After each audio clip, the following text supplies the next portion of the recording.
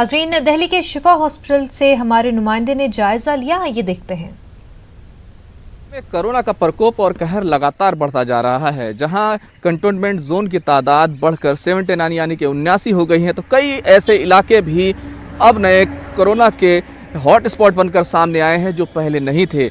लगातार तादाद बढ़ रही है। मेरे पीछे जो आप शिफा अस्पताल देख रहे हैं, इस अस्पताल के एक डॉक्टर के साथ साथ लगभग 10 लोगों को क्वारंटाइन किया गया है, क्योंकि ये तमाम लोग एक जो कोरोना का मरीज था उसके राब्ते में आए थे, उसके कांटेक्ट में आए थे, जिसकी वजह से एहतियातन ये कदम उठाया गया है।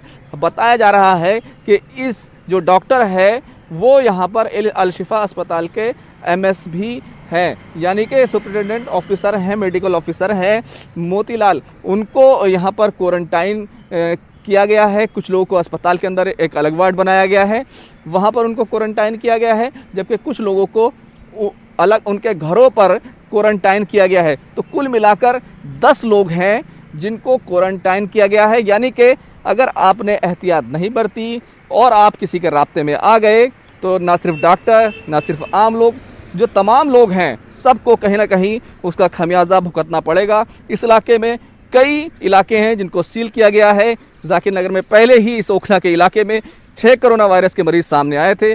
शाहीन बाग में भी मामला सामने आ चुका है। अब ये ताज़ा मामला अल शिफा अस्पताल का है।